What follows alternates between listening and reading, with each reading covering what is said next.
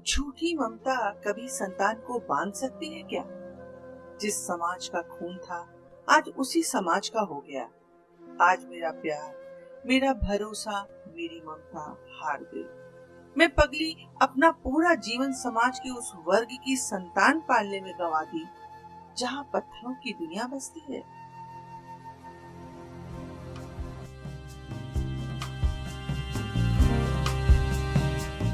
नमस्कार, सत श्री अकाल, आदाब, गुड मॉर्निंग। ये है स्टोरीज फ्रॉम द हार्ट, कहानियां जो दिल से निकले, सीधे दिल पर दस्तक दे।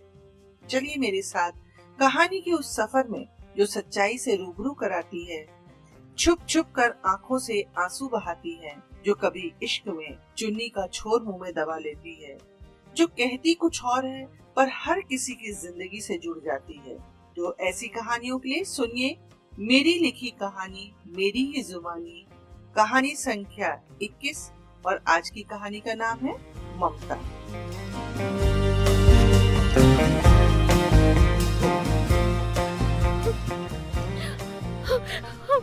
रेवती घुटने में मुंह छिपाए रोती हुई अपने आप को कोसती जा रही थी। आंसू थे कि रुकने का नाम ही नहीं ले रहे थे। बार बार मन को समझा रही थी, अब रोने से क्या फायदा। चलो अच्छा हुआ, झूठी ममता का भ्रम जल्दी ही टूट गया। सोने का लाख प्रयास करने के बाद भी जब रेवती सो नहीं पाई तो उठकर फूट फूट कर रोने लगी। उसे याद आई वह रात जब अपनी छाती से चिपकाई एक नवजात कन्या को लिए बरसात की गहरी काली रात में जब वह अपनी झोपड़पट्टी में पहुंची तो हंगामा खड़ा हो गया। रघुवीर ने कहा, तुझे पता भी है कि तूने क्या किया है? जाकर इस बच्ची को पुलिस के हवाले करा, वरना पुलिस खुद आएगी, बच्ची को तो ले ही जाएगी, साथ में पीटेगी भी। थोड़ी देर तक वह चुपचाप खड़ी रही, फिर अपने घर की तरफ चल दी। घर क्या था? लकड़ी के डंडों के सहारे टाट को चारों तरफ से घेर कर बनाई हुई एक जगह, जिसे वह गर्व से अपना घर कहा करती थी। कई बार रघुवीर से कह भी चुकी थी, देख, शादी के बाद तुझे ही मेरे घर आना पड़ेगा। रात को जब थोड़ी बरसात कम हुई, उसने बच्ची को गोद में उठाया और चल दी। कहाँ नहीं पता, किस दिशा में यह भी नहीं पता, बस चलती जा रही थी। उसे जाना था ऐसी जगह जहां कोई ये न पूछे कि ये बच्ची किसकी है। चलते चलते सुबह हो गई।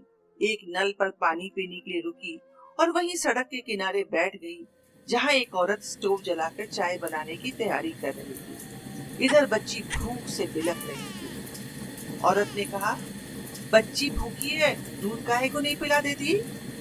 दूध नहीं होता। बेचारी, ऐसा कहकर उस औरत ने दोबारा कहा, ये ले दूध, मुझसे ले ले। पैसे नहीं है। बड़ी अजीब माँ है तू, पैसे नहीं तो अपनी लड़की को कैसे पालेगी? कोई काम धंधा क्यों नहीं करती? तेरा पति कहाँ है? पति मर गया। यह कहते कहते उसे रघुवीर की याद आ गई और आंखों में आंसू भर आए। अजनबी औरत ने कहा, कोई ना कोई काम तो करना ही पड़ेगा, पर ये बातें बाद में होती रहेंगी, पहले ये ले दूध, अपनी बच्ची को पिला दे। बच्ची दूध पीकर सो गई। रेवती थक जाने के कारण वहीं बैठी रही, सोच रही थी कहाँ जाए, कौन देगा उसे काम। औरत ने पूछा, अभी अभी तो बच्ची पैदा हुई है, तेरे आगे पीछे कोई है भी नहीं, कैसे गुजारा होगा तेरा और तेरी बच्ची का? तेरी बच्ची सुनकर उसने गर्व से गोद में सोती हुई बच्ची की तरफ देखा और बोली, तुम चाहो तो काम मिल सकता है, मेरी बच्ची की खातिर ही सही कुछ काम दिला दो। लोग तुम्हें यहाँ जानते भी हैं, मैं झाड़ू पोछा कुछ भी कर लूंगी। अच्छा ठीक है, चल मेरे साथ, शाम को मंगल अपार्टमेंट में चलेंगे, पर काम से पहले ये बता दे, कहीं तू चोर तो नहीं है ना? नहीं बहन, इस बच्ची की कसम, मैं चोर नहीं हूँ। जिंदगी से बेपरवाह रेवती को अब मुनिया की परवाह होने लगी। खुद अनपढ़ होकर भी बच्ची को पढ़ाया, उसके लिए अपने आंखों में सपने सजाए। जैसे जैसे मुनिया बड़ी होती गई, रेवती की चिंता भी बढ़ने लगी। पतली लंबी काया, बड़ी बड़ी आंखें, सुंदर नाक, कोई भी उसके रूप पर मुग्ध हो जाए। उस दिन रेवती के पैर जमीन पर नहीं पड़ रहे थे। जिस दिन रमा, उसकी मुनिया ने आकर यह बताया कि शहर के एक स्कूल में अध्यापिका की नौकरी मिल गई है, रेवती ने घूम घूम कर घर घर में मिठाई बांटी। उस शाम रेवती के पास आकर मुनिया ने कहा, माँ, चलो किसी अच्छी जगह चलते हैं। अच्छी जगह? इस जगह में क्या बुराई है? यहाँ गंदगी है। इसी गंदगी में साफ दिल वाले लोग रहते हैं। यहाँ हर तरफ से बदबू आती है। मुझे तो बदबू में भी खुशबू आती है। अरे यहाँ कौन है आपका? सारे रिश्तेदार जिनसे मन का रिश्ता है। खून का तो नहीं है ना? खून खून धोखा दे जाते हैं, पर मन के रिश्ते नहीं देते। यहाँ क्या रखा है माँ? बेटा, तेरे बचपन से जुड़ी यादें हैं यहाँ। देख उस जगह को, देख, मैं तुझे वहां रस्सी से बांधकर अपने घर का कामकाज निपटाती थी। इसी जगह पर तूने पहली बार चलना सीखा था। तेरे पैरों के पायल के घुंघरू की आवाज आज भी मैं सुन सकती हूँ। खाना खाने के बाद मुनिया ने दोबारा बात छेड़ी। माँ, मैं यहाँ से कैसे आया जाया करूंगी स्कूल पढ़ाने? लोग क्या कहेंगे? जैसे पढ़ने जाया करती थी, और जिसे जो सोचना है या कहना है कहे, हमारे ऊपर क्या फर्क पड़ता है? यह कहकर रेवती बर्तन उठाने लगी।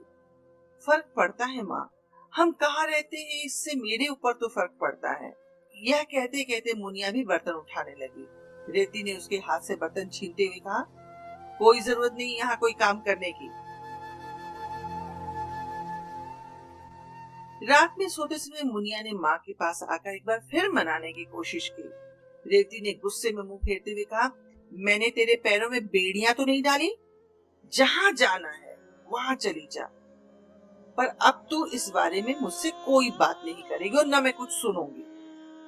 थोड़ी देर तक कमरे में सन्नाटा छाया रहा। अचानक मुनिया की आवाज सुनाई पड़ी, माँ, दरवाजा बंद कर लो। रेवती को तो पहले अपने कानों पर विश्वास ही नहीं हुआ। थोड़ी देर तक बिस्तर पर ऐसे पड़ी रही जैसे सांप सूंघ गया हो। फिर उठकर बैठ गई। आंखों से गंगा यमुना बहने लगी। सोचा, किस खून पर मैं भरोसा कर जन जन का रिश्ता बांध बैठी। झूठी ममता कभी संतान को बांध सकती है क्या? जिस समाज का खून था, आज उसी समाज का हो गया। आज मेरा प्यार, मेरा भरोसा, मेरी ममता हार गई। मैं पगली अपना पूरा जीवन समाज के उस वर्ग की संतान को पालने में गंवा दी जहां पत्थरों की दुनिया बसती है। देर रात तक जागने के कारण रेवती सुबह देर तक सोती रही। एक ठंडे स्पर्श से अचानक चौंक कर जब उठी तो सामने मुनिया को देखकर उसे अपनी आंखों पर विश्वास ही नहीं हुआ। उसे दोबारा छूकर देखा।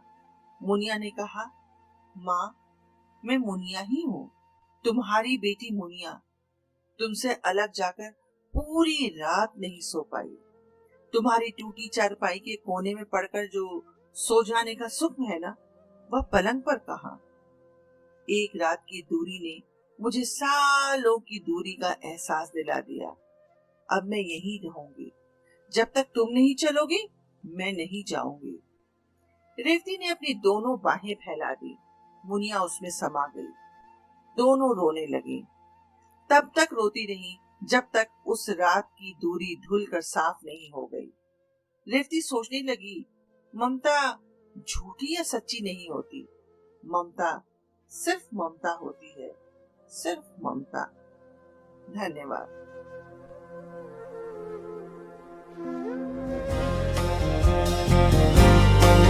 प्रेम की, प्यार की, त्याग की, समर्पण की कोई भाषा नहीं होती। होता है तो सिर्फ जुड़ाव। ऐसा जुड़ाव कि एक पल के लिए भी अलग होते ही दूसरे की कमी खलने लगती है। चाहे ये जुड़ाव खून का हो या फिर मन का हो। किसी ने ठीक ही कहा है, प्रेम होता तो कोई भेदभाव न होता, न कोई किसी से अलग होता, न कहीं कोई भूखा सोता, न हम रोते न वो रोता। प्रेम होता तो कोई भेदभाव न होता, कोई भेदभाव न होता।